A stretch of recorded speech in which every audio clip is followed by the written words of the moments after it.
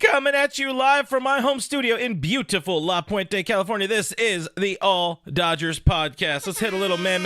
Let's have a couple coins in here. We are feeling good. It's an off day leading up to NLDS Game 5 between your Dodgers and the San Diego Padres. We come back home to Los Angeles. Our pets' heads are staying on for now. Yes, it is a Game 5 preview show. How are we feeling? Let's all find out together. There's somewhat of a pitching plan that Dave Roberts revealed-ish today. Maybe a little gamesmanship. All the cards need to be on the table for this team, but we'll dive into that. Freddie Freeman update, Miguel Rojas update, some voicemail calls as well on another edition of All Dodgers Live. First, my name is Clint Pasillas. Find me as Real FRG on the social media machine. I'm a longtime baseball talking dude here on the YouTube. I've been a sports writer, sports editor. That guy down there, that's Kevin Skinner. Follow him at Skinner7Kevin on the Twitter. He's also covered baseball for money. You can say that's a professional, right? Yeah. At that point, if you get paid for something, you're a professional. That is a professional. So we want to make sure people know that you're not just listening to a couple jagoffs in their room or in their kitchen/dinette. We have some skin in the game here. But subscribe to the channel if you want your Dodgers to win. Hit that thumbs up button on the video if you want your Dodgers to win. Call that number you see on the screen, 562-373-4095, to leave a voicemail live during the show. But let's have some fun. I want to know what people are thinking about this team as we head into Game 5. Before we hear from Kevin, because we haven't talked to him for a little bit, before we hear from Kevin, I want to tell you guys about Bet Online. It's the world's most trusted betting platform and your number one source for everything sports betting, not just football anymore. But they have every stat, every matchup, breakdown, even live odds and spreads to bet on during games. So with the largest catalog of odds and everything from football, MLB playoffs, NHL, NBA to even political props, Bet Online has it all. If the game's over, if there's not a game happening, head on over to their online casino, get in on a game of blackjack or poker, or unwind with over 150 slot games available right there at your fingertips. Head to the website today, get in on the action, Bet Online. The game starts here. And leading off, Kevbo, how you doing, my guy? We've had a hell of a series since last we spoke. How you feeling coming out of Game 4? So in 2022, I had a prediction about when the Dodgers and Padres met up, and I had the same prediction this year. The prediction in 2022 was the Padres in 4 or the Dodgers in 5. I felt if the Dodgers could make it to a Game 5, they should win, spoiler alert. But feeling a lot better now than I did, let's say, 36 hours ago. Yeah. But not because of the outcome, but because of how they got to the outcome. There's some performances that meant a lot. There was a lot that went into that game that could make you excited about tomorrow. So I feel good. I'm as good as I felt all series, because we'll talk about later, if they lose or how they lose really matters in this upcoming Game 5. I feel that, man. I feel that in my bones. Yeah. If you lost Game 4, people who watch me on Dodgers territory on after Tuesday's game, you saw how heated I was, and that's because of the PTSD of this team losing and the way they lose and all that kind of stuff. It's painful. It's embarrassing to see it keep happening, but they showed us something. They showed me something in Game 4, and now, if we're talking momentum, either it's on the Dodgers side or it's completely neutral, but you're in a very, very good spot. We will talk a whole bunch about the upcoming game, where we think things stand heading into Game 5 at Dodger Stadium. But I want to know what people are thinking in the chat so far. And again, call in on the voicemail hotline if you haven't already. Alex Renteria's in the chat saying, Clint with the salute. Appreciate you, Alex. Denny Cortez in the chat saying, what up, Clint Nation? What is going on, Denny Cortez? Kevin Uhas confused. Was ready to jump on if Kevin Uhas was producer Kevin, but no, it's that guy over there That is producer Kevin Skinner7 Kevin. Give him a follow. Rebecca Michelle David in the house. We got Daniel Barry Sports Highlights in the house. BC, of course. Diane Schroeder's in the house. Badan Coes in the chat as well. Again, I want to know how people are really feeling about this situation, about the game 5, about the pitching matchup. I see Jesus Figueroa says we need a bullpen game, and that seems like as good a time as ever to get into the latest Dodgers news and notes from Dodger Stadium, because today there was a workout day. We got some updates from Dave Roberts a little bit ago, as well as Freddie Freeman and Walker Buehler. Sorry, I saw Walker Buehler on my notes here. Miguel Rojas. But as of now, the pitching plan is there isn't officially a pitching plan. It could be a bullpen game, but the quote is Yamamoto is going to figure prominently in the game, whether that's starting in the first inning, or if they do something like the Brewers pulled where it's one batter and then you go to Yama, or you get to the first inning. You stole my line. I was gonna go to that. All right, well, let it eat, man. What do you think? What's at play here? What's the plan with this team? Could we see Yama in the second? Could they sneak up on the first, or could it be get as much as you can out of? I mean, I don't want to see Ryan Brazier face 1, 2, 3 again. I think he's faced them a lot, and you're kind of setting yourself up for potential failure there. But also, it kind of worked. I would love to see maybe Landon Knack or Anthony Bonda face 1, 2, 3. Two guys they haven't really seen. Padres are a little worse against left-handed pitching versus right-handed pitching. So if you want to go that route, like an Anthony Bonda type would be great. I think his stuff plays up. He's got he's got high velocity, nasty slider, stuff like that. In terms of Yamamoto, I think they should save him for the third inning. If they pitch, if I think you get to like the 7th or 8th batter and then let him go at that point, let him get comfortable, let him get easy. And it's, even if you bring him in, it is an abysmally short leash. Yeah. It needs to be, hey man, if anybody gets past second base, as long as you're past the third batter, we're pulling you. Because he needs to step up, and we've seen it in the past that he can, but in a win or go home game, you've got to pitch your best guys. And if you can get Yama to take down 2 innings, set him up for 2 good innings, that is all you can ask for. That is all you want. Ideally, though, and I think I saw Blake Williams tweet this out earlier today. That's by Blake Williams. He's a DB guy. But he said, ideally, you just do a full bullpen game, and that sets you the best up for the NLCS if you win, because then Flaherty and Yamamoto can take down games 1 and 2. I agree with that. That is not what's going to happen. We will see Flaherty or Yamamoto in this game, or both. Yeah. So if it's one of the two, get 2 solid outings, give 2 innings to the Dodgers offense to potentially get a lead, and then turn it over to a Flaherty or a Yamamoto. Yeah, again, Yamamoto will be part of it. I think that I've been on the fence, man. I've flip-flopped on this a good bit today. In the morning, I was all in on Yamamoto. I'm like, you invested all this money into this dude. And then I started thinking more about it. He's kind of been ass against the Padres all season long.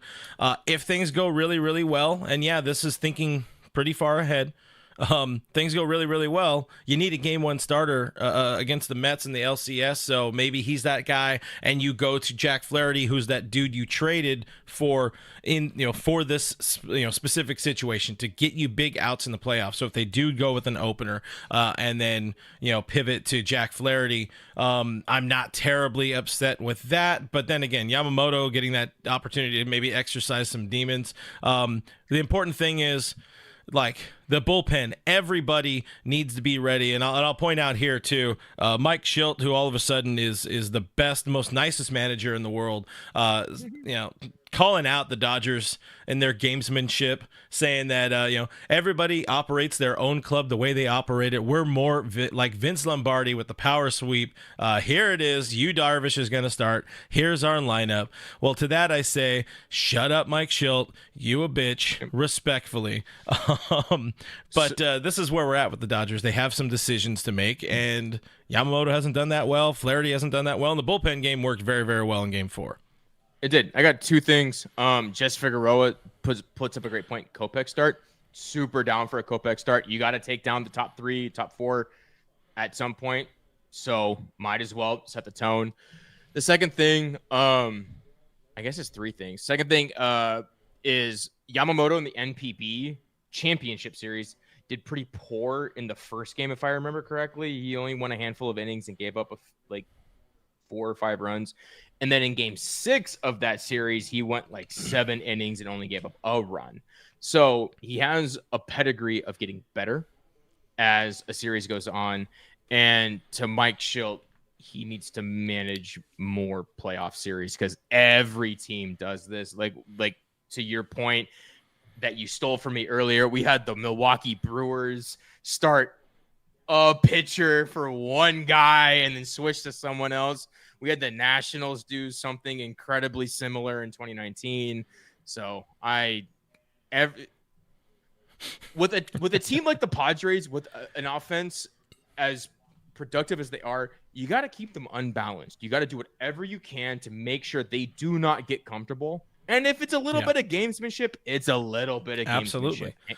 If it's Manny Machado running onto the infield and taking a ball off the helmet, it's that. You know what I mean? Listen, with this team, with these Padres, they've done everything. If we're talking about poor gamesmanship, having their outfielders dancing in the outfield, trying to egg on, the home crowd there at Dodger Stadium, cheering every little dumb thing, staring down pitchers, whatever. Like, that's their form of gamesmanship. That's not necessarily the Dodgers play. That's not the way they treat the game. And instead, the reality is this isn't necessarily gamesmanship. Yesterday with Freddie Freeman, the Dodgers admitted that was some gamesmanship. He was in the lineup until he wasn't at the last minute, even though they said that morning at breakfast that Freddie was not going to be in the lineup yesterday at Petco. But the reality is the Dodgers don't know what they want to do. By now they do, and I'm okay with them kind of, keeping it close to the vest a little bit longer. But the important thing is, man, you got to have every reliever available, whether Flaherty starts or is the guy, or Yamamoto, or both, they need to be ready to go. Hell, I want to see Walker Buehler ready to pick up an inning or two if you need as well. I was thinking hands on deck for this game, because it literally is. It's a win or go home. And while we feel a lot better, you don't feel good about losing a game 5. You don't feel as terrible about this team if they took it to a game 5 and just ran out of steam. Let's see what the chat has to say, by the way. Go ahead real quick. Shildt. Okay, well, Monster says Shildt is a biatch. Very unfortunate. Yeah, and Snipes again. Yeah. Matty Man 5, always in here. Great to see you, man. Flaherty could get 2 innings, 0 from Yamamoto, unless it's 7-8-9. Yeah. I mean, that's fine because it's gonna be his bullpen day anyway. If he takes down 7-8-9, 6, 7, 8, whatever, find a lane for him and let him pitch. Let him just get something. Denny Cortez says no, he's no Lombardi. The fuck, not even close. I think it's more about the approach as opposed to the historical figure. Yeah. Jesus really liking, again, the Kopech idea. Kopech has faced the top of the lineup a fair amount in this series already, but, I mean, there's going to be familiarity on both sides, and we're going to talk about that more as we get into the series matchup, or at least the preview, the Game 5 preview. But first, I think that's enough on the pitching side. I think we all agree we would probably prefer one of the starters not be in the first inning, not facing those top 3, top 4 batters, because those are the table setters. Those are also the momentum and the mood setters for the Padres. You need to put up a 1-2-3 inning. We've been talking about this all series, and the only time the Dodgers have done that is with the bullpen game. You got enough arms. You got enough guys who can close games. You got enough leverage. You could figure out how to get, Kopech started as well. If it is going to be a Kopech route, I'm down to get him in there. Let it eat for 5 or 6 batters, even if you need to, and then go to Yamamoto. But you got to close him out, or you shut him down in the first inning, and you can't let this team, you cannot let the Padres, cannot let those players get any sort of momentum, feel good in any way, shape, or form, because that's what they thrive on. Absolutely. I want to talk more about that in a little bit, but we should probably do a Freddie Freeman update. I have another screenshot, even though we're going to see the Mike Shildt thing again for a second, because that's just how it goes. But Freddie Freeman expected to be in the lineup for Game 5. Miguel Rojas most likely not in the starting lineup, could be available to pinch hit, which I love because I think he's a solid bat off the bench, and he doesn't need to run too much. He doesn't need to play defense, which he very much admitted while maybe in a drunken haze coming out of a little bit of a casino bender. He did admit, like, look, that play at second base, or the non-toss to second base, cost them that game, and that's something where if the team loses tomorrow, we're looking at that game 2, or looking at that game 3, and we're breaking down that play mentally in our nightmares for the next few months. But I like this, and more gamesmanship, by the way. Doc doesn't want to say at this point who's going to be in center field. We know it's going to be Kiké. Hernandez. However, I will say this. The last time the Dodgers played against Mike Shildt, a Mike Shildt-led team in an elimination game, Chris Taylor was starting and hit a walk-off against Mike Shildt's Cardinals and got him his job lost. But anything you hate, you despise, you really like about what we're knowing, what we're seeing there, like particularly should mean no Chris Taylor? So, not to give too much away, but of players on the Dodgers roster that have faced Yu Darvish even one time, Freddie Freeman leads the club with an 848 OPS against Yu Darvish in 35 at-bats. The only player with more at-bats against Yu Darvish is Mookie Betts, who's sitting at a 663. Having Freddie in at least for the first 2 times around the lineup is huge. Those stats are propped up by his performance in 21 and 22, I believe. Yeah. But he's a guy that clearly can do damage against Yu Darvish. So having him available is huge. It like looking at who's below Freddie and what what's underneath them, like having Teo there behind him.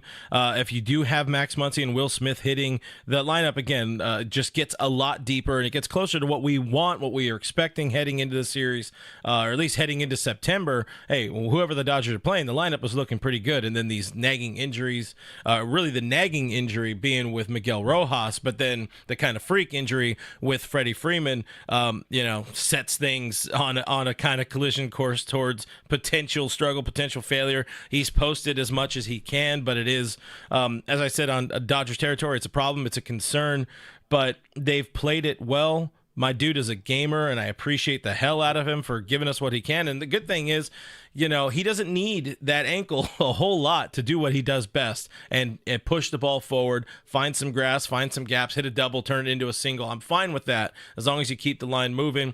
Teoscar Hernandez, not the fastest boy behind him either way, or anyway, along with Max Muncy and Will Smith. Hopefully one of those guys could knock a bomba, and it's not that big of a deal. But Teoscar, 1 for 10 against Yu Darvish. Max Muncy, 7 for 35 with a 537 OPS against Yu Darvish.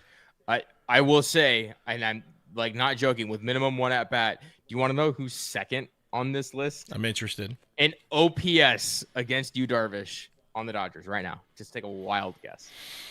Oh, God. You know what? Just for fun, because I see the chat being so upset about Chris Taylor. Is it Chris Taylor? No, Chris Taylor is like 4th from the lowest. How about Gavin Lux? Nope, not even. All right, just throw it my way. It's Clayton Kershaw. Bring him back. He's 1 for 3 with an RBI. This guy. Can we make it be hitters? If we're doing hitters, the next one's Tommy Edman, who is 6 for 16 with a 750 OPS.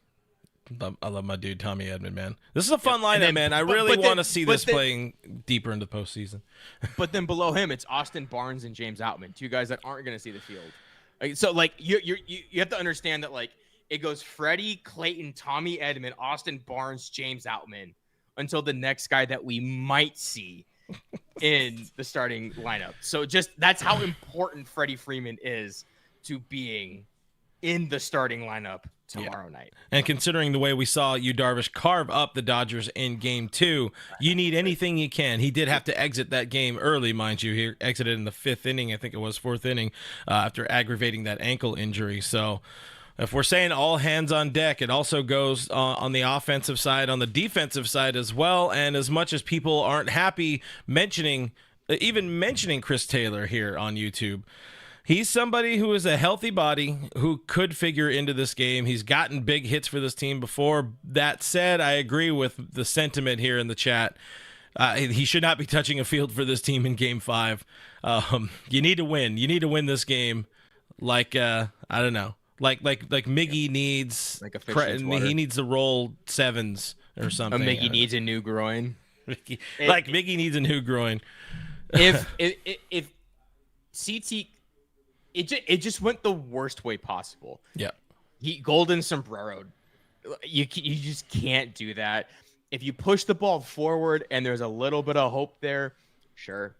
Maybe we talk about it. You golden sombrero, it doesn't look competitive. Swinging through fastballs, fouling off on speed that's in the zone. You're a pinch runner and a defensive sub, and thank you for your service. Appreciate you for everything you've done, but that's the role he's relegated to, which is unfortunate because they paid him a bunch of money and we've seen him come up big in postseasons past, but it's just not that time. It's just not. So we got a Miggy at the casino comment from Nando390. Listen, man, he better be at the casino tonight because it works. It fires the Dodgers up because he was there after Game 3 and our boys went out there and handled the Padres. And that's an important thing. They need to do it again. Again, take the Padres completely out of this series. Monster on the 4th string wants to see Pages over CT3. Somebody else said in the chat, I got to find it, but somebody else had mentioned, Dodgers, Raiders, everything. Says, I understand why Dave went with Taylor over Pages, and that is defense. Now, I've talked about Pages in the past when it comes to defense. I think there are times where he's actually a very, very good defender, but I think he's still young enough to where there are some games you're playing the Marlins in the middle of August or something like that. He's just not that into it. And if he's not mentally engaged, the outfield can be a boring spot. I don't know how many of you people have played the outfield. I've done it a little bit in baseball, done it a whole bunch in softball. It can get a little dull. Not every play comes to you, so I can understand a kid not being all that excited. But in the postseason, when he's gotten opportunities, I've seen a good edge on Pages so far. My worry there is he's the opposite of James Outman. Yeah. So James Outman was a defense first guy, bat second. Pages is a bat first guy, defense second. And what was it, Game 1 last year in the NLDS against the Diamondbacks? James Outman literally has a ball bounce out of his glove. That's something that worries me. You need guys. I don't always ascribe to this notion, but you need guys that show up in big spots. Yep. And as much as I don't ascribe to that notion, Kiké shows up in big spots. And I think you just got to trust him. Yeah. Offensively, defensively, I don't know what it is. Lights are brightest. That dude just finds a way. And I think Pages is a little too young to have just found a way. I mean, I agree. I think at this point, and I've said it the last couple of shows that I've done.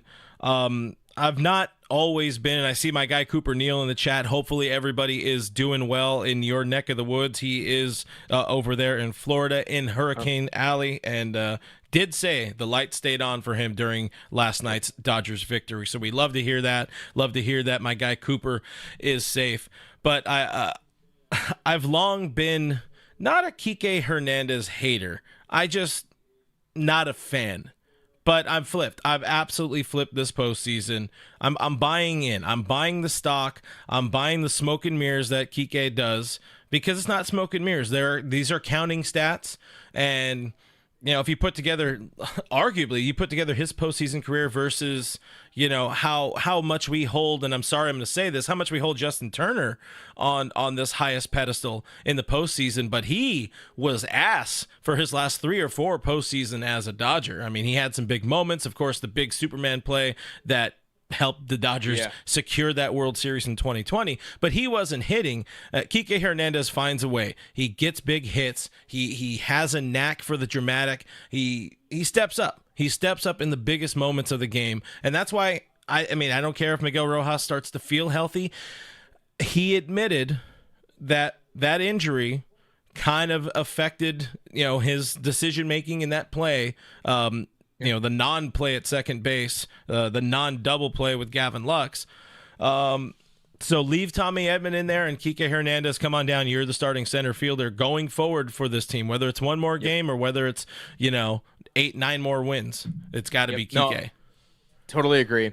I think for me, it's really tough to be like, this guy is a postseason performer, especially in baseball, a game that's pretty well dictated by large sample sizes. Yeah.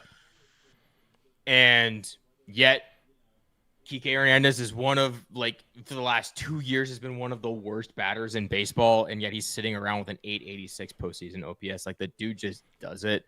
I don't know how. I don't know what it is. Maybe it's glasses. Maybe it's not. It's glasses, baby. It could be. Believe in him with the glasses. Yeah, it's just, you gotta believe a little bit in Kiké, and he's. We talked about it on Discord last night with Tommy Edman laying down that bunt. Kiké is the same kind of guy, a guy who will just put the ball in play. He'll just slap it to the other field. He's not sitting there thinking, oh, I can pull this to right center. I can pull this down the line. He's not thinking that. He's just, I want to get the ball in play. I can make outs in center field. I can steal a bag if you need me to. Like, the Dodgers need that with this lineup. But the lineup is currently it's constructed, especially with the top four with Freddie Freeman in it, even so. Yeah, again, I'm seeing some people talking about. I think our guy Kevin Yuha saying I was very much a hater of Kiké Hernandez. Diane asking, how can you not like Kiké in the postseason? Listen, I'm older now. I'm wiser. I understand the value of a postseason victory more than we did in 17 and 18 in particular. 19 we kind of ripped away, but 20 there were wins that happened, and there was a lot of contributing factors there. And Kiké Hernandez, I get stuck on his 2016 season where 15 he was great with the team. I think that's how it goes. Then 16 just fell off. Had some family, some issues with his pops going on. But here's how it's tough to deal. believe in. Here's how it's tough to believe in Kiké in the postseason. In the postseason, he's an 886 OPS guy. In the regular season, he's a 713 OPS guy. He drops a whole 100 points, 150 points in the regular season. So it's tough when you see him go out there every day and you go, what are we getting from you? And then all of a sudden the calendar turns to October and the guy just turns it on, which we love. We love a guy that can do that, but it is really hard to believe in a guy that for roughly 100 odd games doesn't do that. So as far as sample sizes go and how often you do that, it's tough to believe in a guy that can just all of a sudden, oh yeah, it's October, I'm just going to become basically Mookie Betts. But there are those guys. Season. That's the funny thing is, at last year, after the Dodgers were swept by the Diamondbacks, a reporter asked Brandon Gomes and Andrew Friedman, are you going to go out and get some postseason performers? It's how do you define that? How do you know who's going to perform in the postseason or not? Well, you can look at somebody like Kiké Hernandez, who they did wait till the 11th hour to re-sign, but the whole reason we survived that first half of the season and all of the talk of who's going to get DFA'd, is he going to stick around? Are they going to eat crow and eat all that money with Chris Taylor? There's a reason especially a reason they hung on to Kiké Hernandez, and it was for these moments. Worth noting, he is 2 for 10 with a triple and a walk versus Darvish in his career. Andy Pa has 0 for 2 with a walk in his career. I didn't look up CT3 stats for that because I don't think he's going to be a factor. I think you would have said him. Know? Yeah, I think you would said him, right? CT is 0 for 13 with 7 strikeouts and 3 walks. That's what I got to say to that. In case anyone was curious, he's going to start in center field. Is not the guy that's 0 for 13. I'll tell you that much. Nando 390 talking about my Kiké take there. That was 8 years ago. I understand that. And listen, you know me. Your boy loves living in the past. How many times this postseason have I talked about 23, 22, 21, a little bit of 19 in there for fun? This is what we do, you know. Carnivorous Lunar Activity in the chat. What's going on, Carney? Good to see you in the chat here. Been a minute. Side Yard Cat, where did you go? There was another one. They are going to be watching us while the Yankees game is on, so he doesn't have to hear Bob Costas, or they don't have to hear Bob Costas. Fair. Bob Costas needs to retire from baseball. He's so bad at it, and I praise. I'm so happy having Joe Davis call an exciting game for baseball fans, or an exciting series. Go ahead. When did he fall off a cliff? Because it was like notice. Like he basically asked for Giancarlo Stanton to be put out to pasture yesterday. When did it turn to that? My goodness, for a legendary broadcaster as well. Sometimes they lose it, just like it wasn't an unnecessarily throw Clayton Kershaw under a bus, but I'm not going to do that. He gave his left shoulder for us, and now he gave his right big toe or left big toe. But right big toe is back. Let's move on for a second. Let's pause actually for just a minute here to tell you about Patreon. If you guys are looking for a different way to support the channel, you see a bunch of the names here in the chat. We're also all talking. A lot of us are talking during the games all day long, to be honest, on the Discord server. If you want to join us on Discord, you have to support the show on Patreon or on YouTube members. It's $5 a month. Even if you want to sign up for 1 month just to survive the the postseason, we could all hang out together during the playoffs, and then quit. That's cool with me. I think you'll have some fun, but I do got to keep it behind a paywall to keep it fair for everybody. Patreon.com/RealFRG. Again, $5 a month, less than the price of a Dodger dog. Same on YouTube, although I will say YouTube takes a little bit more money than Patreon does, so just to throw that out there. If you can't do that, hitting that subscribe button goes a whole hell of a long way as well for the channel. We're trying to get to 7,500 subscribers, and hitting that thumbs up button is also a huge thing. Boost us up in the algorithm. Let's get to the quickly the voicemail hotline. We do have a couple of callers in from this afternoon. If you guys want to call in during the show, I'll keep an eye on the voicemail hotline. And if you would like to share your thoughts leading up to Game 5, whether they be good, whether they be super positive, negative, whatever it is, sound off. Just don't be exceptionally crude. And that's all I got to say. But yeah, let's listen to what looks like our fan favorite, Richie in Devore. He's got some thoughts about the team. Well, Clint, happy Thursday to you. Nothing says a fuck you ass kicking like what took place last night. And the beauty of it is that we put 8 runs on the board, and the Petco scoreboard operator might as well had 2 cartoon double middle fingers up there. So every time the Padres faithful would look up and see the score, they say 2 fingers right in their face. Mr. Irrelevant goes yard. That ballpark was quieter than people attending a Simon and Garfunkel concert. But I digress. The reason why last night worked was because Dave took a sledgehammer to the analytics department laptop and smashed it to smithereens. They threw the numbers out, which is something that I've been screaming from the rooftop, that I think the analytics and going through the prescript of these past couple of seasons has been our downfall and not exactly the play on the field. The Dodgers are so married to the system that they don't allow the human to take over the game. And last night, Dave threw it away, and look what happened. And let's talk about Tatis, shall we? So we throw up and in. Why? Because Tatis has been red hot. He extends his arms, and he's been torching us this entire postseason. And so we brushed him back to make him uncomfortable. Didn't throw at him. No intent to throw at him. Just good old-fashioned, old-school baseball. And what does he do? He cries about it. And then Daddy Mike Shildt comes out to cry to the plate umpire. Message to Tatis, okay? That is called strategy. That is called backing you out of the box. And if you don't understand that, you sniveling little bitch, then F you. That's all I got to say about that. So let's enjoy tomorrow. Let's get a W. It's going to be fun. Fun, goddammit. And we're going to take this thing. So fuck the Dodger Stadium parking lot. Fuck the Padres. Fuck Tatis. Fuck Manny Machado.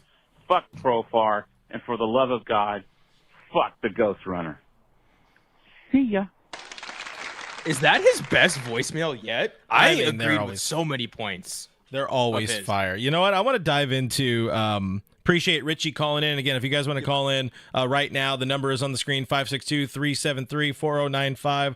Tomorrow, post-game should most likely be on Dodgers territory for a half an hour, and then I think I'm going to roll it over to our channel so you guys can get some more voicemails in after the game. It's either going to be a win or a very painful loss. So make sure y'all are ready to sound off in the voicemail hotline tomorrow night, and it's either going to be then or Saturday morning we're talking about it. But for now, I want to talk Fernando Tatis for a second because I did tweet it, and it did decently enough on the Twitter machine. He's just such a fucking overreactor, and it's part of his show. I mean, he's trying to get the crowd to back into the game in that moment. Sure, you don't want to get hit with a baseball. It's pretty high, and that's a scary situation when a baseball is flying what you perceive as towards your head. But he's done that so many times. Baseballs that aren't that close to him. And he understands how dramatic it looks when he does that flop. He's the modern baseball Vlade Divac right now, the way he flops. And it's to get his team motivated. It's to get the denizens over there at Petco Park motivated. But it's such as Richie said, he's such a little bitch. It's a little bitch move, and I hope the Dodgers don't. If you're gonna go in, don't go too crazy up and in. Back him off the plate, but don't give him that opportunity because, like, the Padres bench needs to be quiet. They thrive on being villains. I want to dive more into that in a little bit, but you have a Tatis thought before we move on. Yeah, I mean, you see a lot of that from a lot of the players, whether it's Tatis. Profar does it as well. I think Profar got nicked on the calf and then chucked his helmet. Yes. And I got into it with one of my friends because I was like, that's just so garbage. He's like, oh, he was nursing the calf forever. I'm like, yeah, but you don't need to throw the helmet or, you don't need to play it up. And, it happens. They do that. And the Dodgers kind of don't. Shohei can kind of get a little excessive when he pulls his hands in on a ball that clips up. They can clip the plate, but, he's not diving out of the way. It's all for show. It's part of the game. Yeah, it's part of their game for sure. Just like Machado running into the infield, which Freddie admitted he would have done the same. It's all part of the plan if you're a Dark Knight fan, but it's all part of the game. It's one of those things that you've got to play around, and they feed off it. I think you retweeted it, and I retweeted it.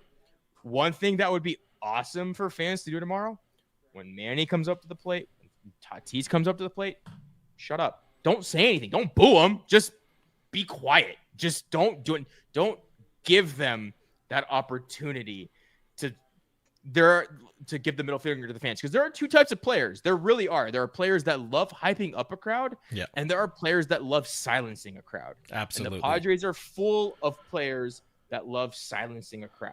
Yeah, I want to expand on this absolutely right now. We do have one more voicemail. We'll get back to that. And Noah called in. We'll get back to Noah in a second, but let's get back into the series and reasons to like Game 5, reasons the Dodgers can win Game 5, because the stage is set here. The Dodgers are heading into Game 5. It feels like they have good momentum. It feels like, we should all like our chances.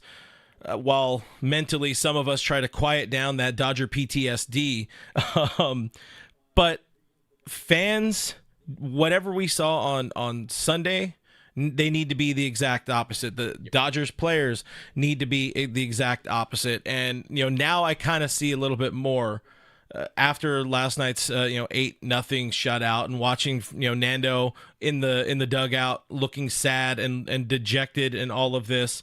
they thrive on that. They are fueled by trolling. They are fueled by, I mean, it's a team led by Manny Machado. So, of course, they're all going to be, prima donnas. They're also all going to be overreactors. That's how they get their mojo going, baby. So don't give them anything. And like you were talking about, like you were just mentioning, there's a small movement trying to start on Instagram and on social media.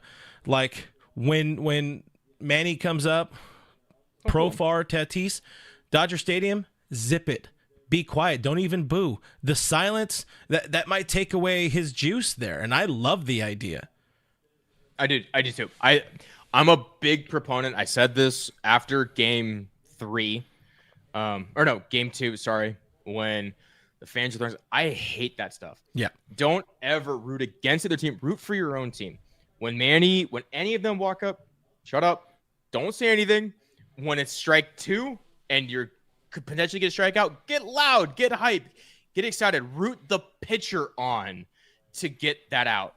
The one thing that I like growing up, the one thing I could not stand about Padres fans or really San Diego fans in general is the beat LA chant. Not because it gets to me personally, but it's like, why is there a chant specifically for one team you don't like? Why not just root for your own team? Yeah. Yeah. Like, It's Dodger fans sad, just chant, let's go Dodgers. That's what we do. That's how we, you know what I mean? It's all about LA love, and just do that instead, because they really, really, really feed off the negative energy they Absolutely. get. Again, that's their Dodger fans. Whatever reverse kryptonite is, that's it. That's what it does. That's the sun for these these Padres players. Getting booed, being hated. They live on that. They are villains, just like Dave Roberts said heading into game 3. They love playing that villain role. They play it very well. And again, it all starts at the top with Manny Machado. That trickled down when I posted it. It went generally viral when I posted, where have I seen Manny Machado do this kind of shit before, where he's been dumb and immature. He loves it. He loves the hatred. He thrives on it. And same with Profar. You see his little bitch ass smiling at everything. Tatis smiling and dancing. If you take away their joy or the ability for them to gain joy by pissing you off as a fan, they're going to have a very, very bad time. And I saw my guy Roach in the chat saying, I don't see the fans doing it. They're going to boo. Listen, we got to get the word out, gang. Hit that retweet on this idea. If the Oakland A's can manufacture a reverse boycott. Boycott. I believe Dodger fans can manufacture a reverse booing. Just don't do it. Just don't. If you're there, root for your team. Don't give them any ammunition. They've got enough. Trust me, they do. Just root for when Mookie's up to the bat, when Shohei's up to bat. When it's a big moment. Get on your feet. Get loud, but don't throw. Principle aside, don't throw anything at the players, but just don't give them any further ammunition, please. They don't need it. We don't need it. And not to say like we're not sitting here, or we're sitting here not feeling good about the Dodgers' chances just on their own accord, but any sort of fuel that you could take away, any sort of fire, that which they desire, you can take away. I had to from the Padres. Why are you like this? Anything you can take away from the Padres, that helps your team, man. That 100% helps your team. And you mentioned the reverse boycott. What's his name? Trey Turner's first season in Philly did not go well, and fans organized a cheer off for him. They gave him a standing ovation, even though he was hitting like 190 or whatever in his first season. Completely turned his Philly career around from that point. If Philly can do it, like to your point, if Oakland can do it, fans in Los fucking Angeles can do it as well. Will they do it? Can you imagine? No. I have no faith. You can hope so, but can you imagine Tommy Edman comes up? You got 50,000 people rising to their feet, cheering Tommy Edman on, and how much pressure that puts on the pitcher. It's electric. Do stuff like that. Just get your players motivated. And let everybody else figure out the rest, because The last thing we need is another ball to bounce off an umpire's arm or something that's out of the control of the 9 guys on the field to happen. But Edman up in the 9 hole, 1 out, cheer loud, get him on base because guess who's up? Shohei. Yep. Just get loud for your guys. And when Manny comes up, don't care what the situation is, just let it. Let's hear a pin drop. That would be or even sick. just give him a standing O. Why not? Oh, a golf clap. Golf clap would be sick. I don't know if we got that kind of following to get that going, but a golf clap would be cool. Pin Sanity says, I'll never get the idea of booing. They love it. Absolutely. I mean, I think some people, I would argue game 1, Shohei, that's probably the first time in his life he's been universally just booed and hated going anywhere because he's just a loved figure in baseball. But going to San Diego, hostile territory, I think it rocked him just a little bit. Our guy Matt Goat Yachty says, if you're tempted to boo, just boo him. So we appreciate Matt falling on the sword there. He is a gentleman. Yang Yi says, play the game. And I also like that idea. We're asking fans. We're not asking the Dodgers to do anything crazy different. The Dodgers will play the game, and probably to their detriment, just play the game. We're asking the fans to do something a little different than they did the last time around. The Dodgers will always just play the game. They'll always hit a home run. They'll show a little emotion, not a ton. Shohei and Teoscar are really the only guys that have shown a lot. Yep. Will showed a little bit. But they just play the game. The fans are the ones that kind of take it that one step too high. That is a detriment, I think, to what the organization, what we all want. Holy! Oh, my! My man. This guy's an absolute legend. Right Field Pavilion dropping $100 super chat. Crazy mofo is the Right Field Pavilion. I appreciate you. We appreciate you. He says, I said this yesterday and I could be completely wrong. The team that wins the NLDS will eventually represent the National League in the World Series. We need to win tomorrow. Again, number 1, thank you very much, Right Field Pavilion. You're awesome. Number 2, Alana Rizzo said the same thing today. And yeah, I mean, that warrants a drink. Yeah, absolutely. Going to the whistle, going to the good stuff for that one for Right Field Pavilion, straight from the bottle because I'm classy.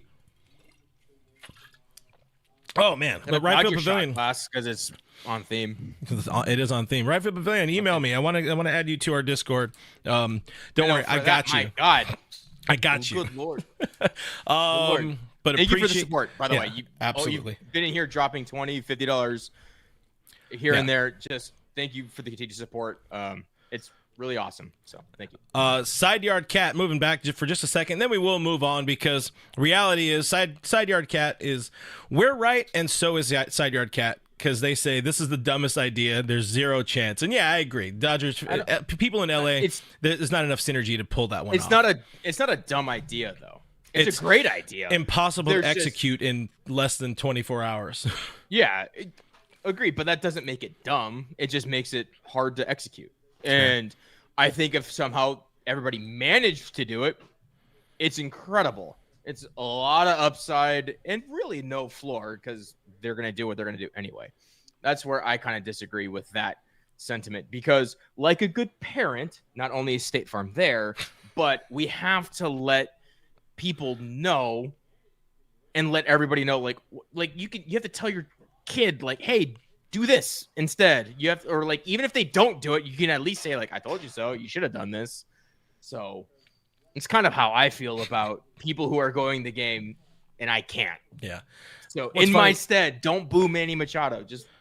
So I could go to the game tomorrow. I'd have to pay for the ticket. I could go to the game tomorrow. However, I'm choosing to be here with these fine people after the ball game, possibly twice after the ball game. So I hope people are hanging around tomorrow night to either vent together or really, really much more hopefully celebrate and be ready for the Mets in the National League Championship Series. Los Dodgers World Series champions, or Los Dodgers WS champs, says, hey Clint, I'm kind of worried since the Padres got a good look at our bullpen. So It goes both ways. It goes both ways. So I want to get into that in just a second. I do want to go back though to our other voicemail from Noah Ortega because I want to make sure I get the voicemails and not hold them all the way through. And I did this to Noah last time as well, where I didn't get a chance to get to him until a second show. He's just such a nice guy. Let's listen to Noah real quick here, gang. What up, guys? It's Noah, as you know. And I gotta say, guys, literally this offseason, what the Dodgers have to aim for is getting pitchers with strikeout stuff, whether it's trading for them, and possibly signing Max Fried, because at the end of the day, guys, what ultimately has led to our downfall multiple times from Trey Turner to Miggy Rowe is the defense. And a lot of the pitchers that the Dodgers do have, such as Walker Buehler, they're effective and kill innings, but they risk the ball being in play since they don't have strikeout material. That's something that we had 2020 and in the past, such as Julio Urias, Walker Buehler at his prime, and Max Scherzer. They were pitchers that could strike out players and not put the ball in play. And then on top of that is, with the shift gone, that's another disadvantage. Before, our team took advantage of that, but now, no mas. So that's what we have to aim for. And let's be honest, guys. Let's be honest. Dave Roberts has been doing a good job. So even though we all want to fire him and there needs to be some type of change, let's be honest. He matched that bullpen perfectly. And let's all be honest. Andrew Friedman got us Ohtani, got us Mookie, got us Freddie, and we were all cheering our asses off. And yes, we are all complaining about Yamamoto, but let's be honest. We were all cheering when Yama got signed. I still remember that he was signed when Clint was going live, and we were in it together, guys. That was awesome. We were together when they signed him, and we were all excited. So, yeah, let's win tomorrow. Let's go Dodgers, and fuck Manny Machado. Bye. Our guy Noah, look at that. Our poor innocent Noah has been corrupted by the show. So you guys hit that subscribe button if you really believe in language. Noah. Language. Hit that thumbs up button as well. Listen, I'm not ready. By the way, transcribe, put it as Julio Uranus, just for everybody's enjoyment. Fair. Also, well deserved. It's fair. I'm not ready to look ahead at who they need to get. I like what they have right now. Yeah, they should have more. They could have more. You're missing Tyler Glasnow. You're missing Dustin May, River Ryan, Kyle Hurt, Emmett Sheehan, Clayton Kershaw, Tony Gonsolin. You're missing a bunch of bodies. Nick Frasso, missing a bunch of pieces. But they still got some talent. Hey, you know what? I don't think there's been enough love or credit given to Landon Knack. Had a nice ninth inning last night as well.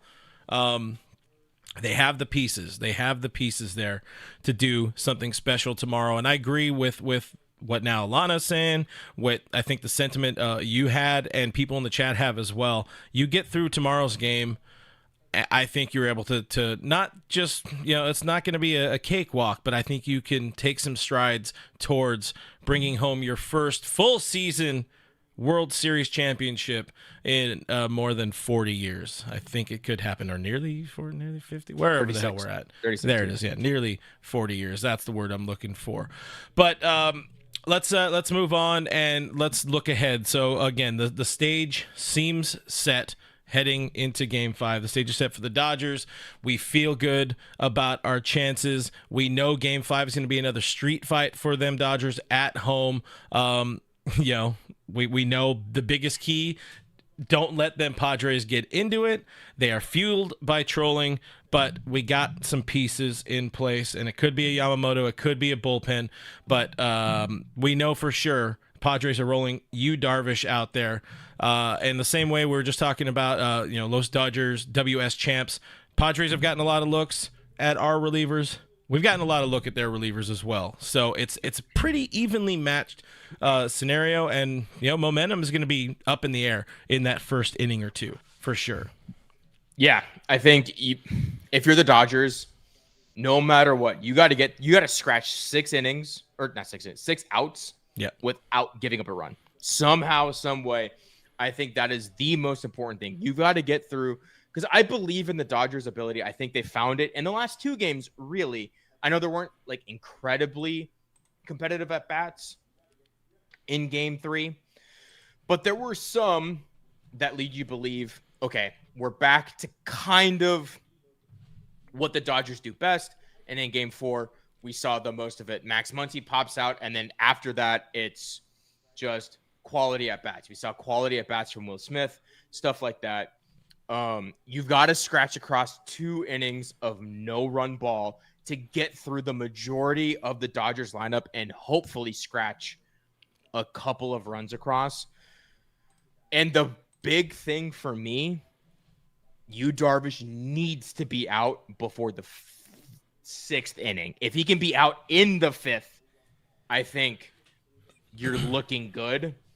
But we can't have this 7-inning nonsense again. I mean, maybe we could if it's a true bullpen game for the Dodgers because they just shut out the Padres. Mm-hmm. But, if you want your best chance to win, you really got to get to Darvish, which the Dodgers, unfortunately, have struggled to do. Yeah, I mean, it's one series. Again, I'm gonna hang my hat on, and it's worth noting, Darvish was asked about, hey, the last time you faced an elimination game was here, didn't go so well for you, and he's like, oh, I don't think about that anymore. I don't think about any of my time during that era. But he's thinking about it. He's thinking about Game 7. It's Game 7 of the World Series. Mm-hmm. You started it, and you gave up 4 earned. Or wait, is it? Yeah, it's 4 earned, 5 runs over an inning and 2/3. In a Dodger uniform. No trash cans in that one. Nope. So here's what gives me faith against Darvish is the last time the Dodgers had a Game 5 in the DS was against the Giants in 21. And that was against Logan Webb, who had pretty much owned them, if I remember correctly, and still kind of does.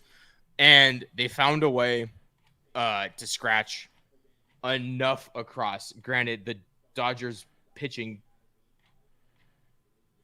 carried the team. I think they only let across 1 run, but they were able to chase Logan Webb and get to the bullpen in a reasonable amount of time. You kind of have to do that pretty much tomorrow. I view tomorrow as the same as that 21 series against the Giants.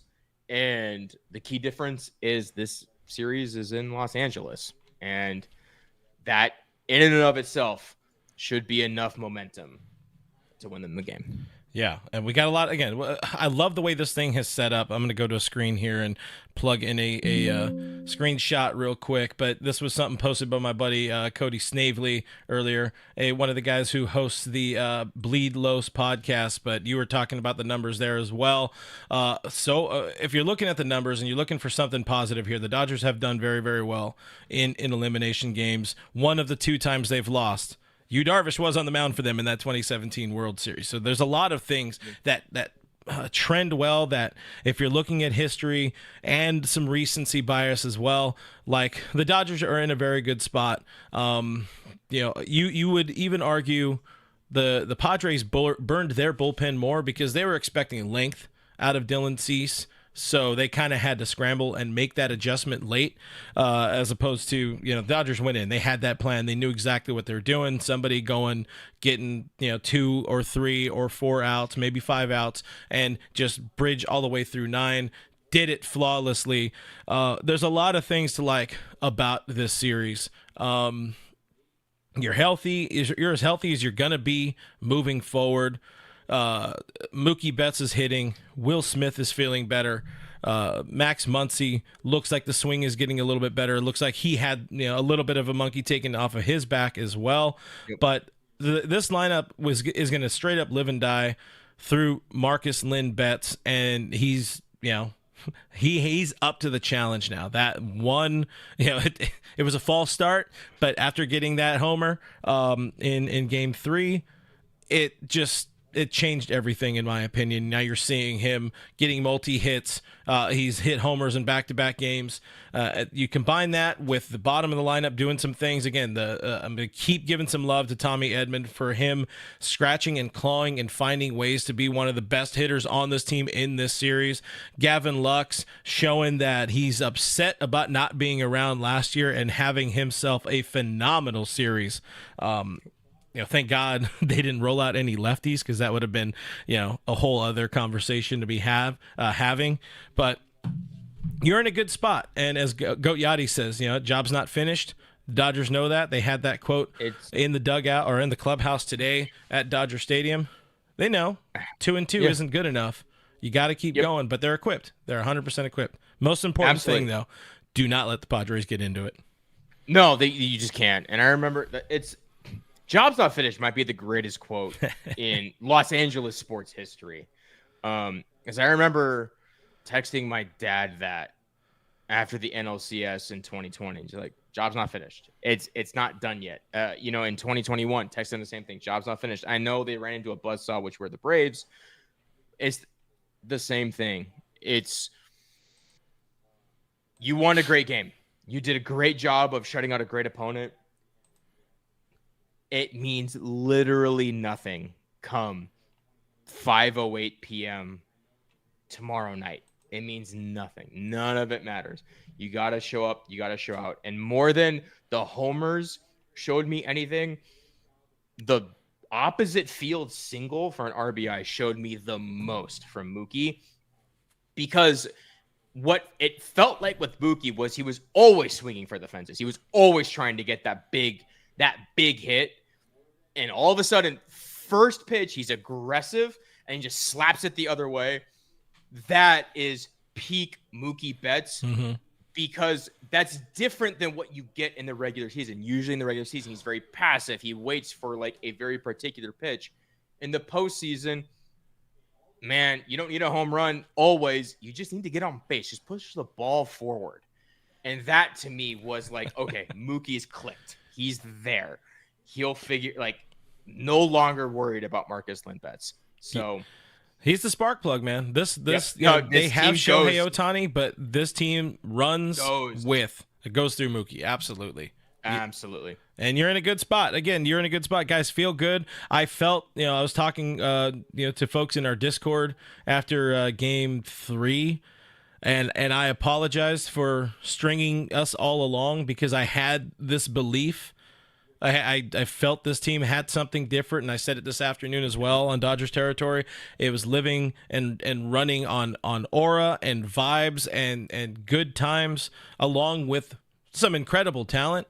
And then I was like, did they lie to me again? That's just the PTSD talking. This is a good ball club, and they're arguably better equipped than the Padres, but they are as good enough equipped as they need to be to keep advancing. Yes. So feel good.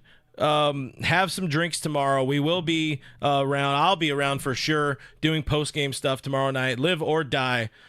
We will be here, and we're going to have a good time. Dodgers territory first, followed by here on the All Dodgers YouTube channel. So hit that subscribe button if you guys would not mind. Hit the thumbs up button for the channel. It goes a long way. I want you to know that. If you're also looking to support the channel along with the fine folks on our Discord, check out patreon.com/realfrg or click the join button somewhere by our heads here on YouTube. $5 a month. You could join us on Discord, and hopefully we could all celebrate a World Series championship together. We're hoping to have a little meetup as well during the LCS. So they got to make it a lot of fun. Got to get there first. You got to get there first. Absolutely. Shout out to our moderators for doing a kick-ass job as always. Kick-ass job as always here in the channel. Shout out to frickin' Right Field Pavilion.